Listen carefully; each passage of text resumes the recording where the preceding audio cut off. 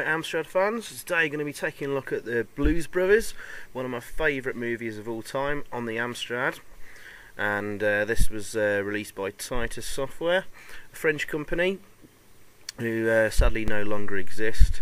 They were known for having great graphics, but rarely above average games. Kind of a B+ kind of student, if you want to call it like that. Anyway, this is a nice title screen and some nice music. There's plenty of funky tunes from the movie throughout the game, as you'd expect.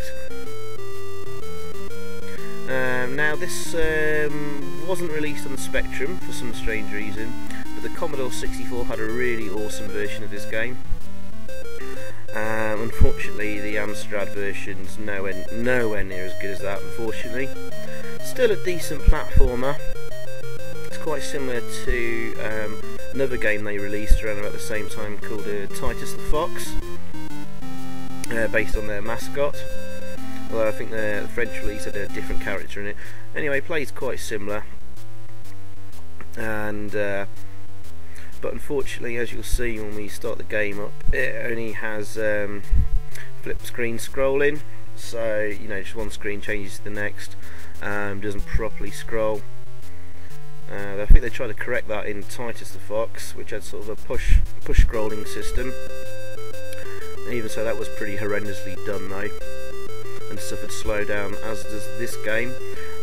Although the screen size, the gameplay is really rather small, and because of the flip screen scrolling, the game really suffers further because enemies could be just waiting right on the other side of the screen, and you die or lose energy or whatever, which is a real pain in the arse. Anyway, you get to choose which character you want to play as. J.K. Elwood.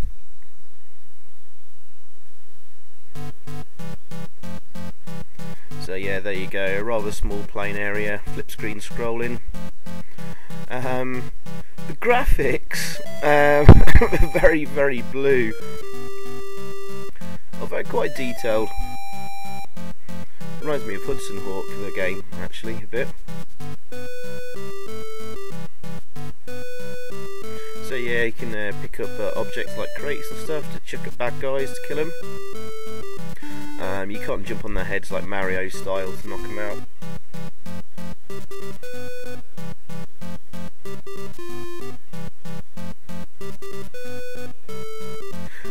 Quite a funky rendition of Everybody Needs Somebody to Love.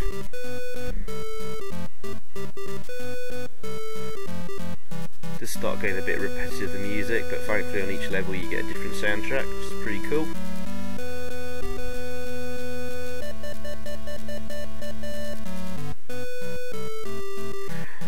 Well anyway, there's 5 levels in this game.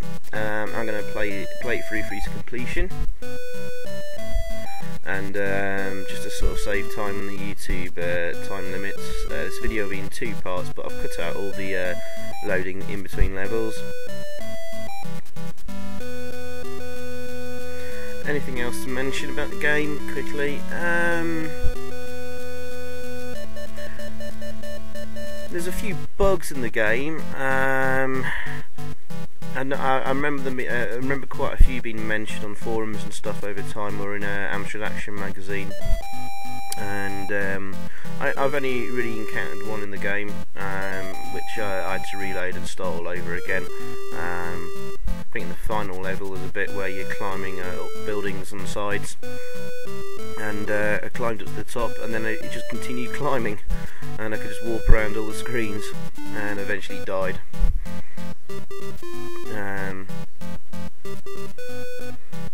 Apart from that, you know, it plays rather well for a platformer. The weird thing is though, Amstrad Action magazine at the time gave us a whopping rating of 95%. I think they were barking mad.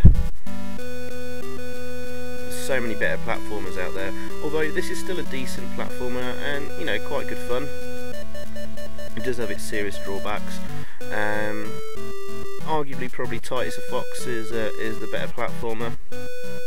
But if you want a really decent platformer from Titus, a year later they released Prehistoric 2 and Super Cauldron, which were absolutely mind-blowingly awesome.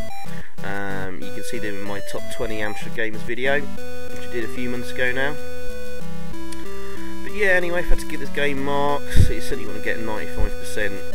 I think I'll probably just give this a solid 7 out of 10. So I think I'll leave this commentary here and let you watch the rest of the game. Hope you enjoy, and see you on some more videos. Alright, cheers.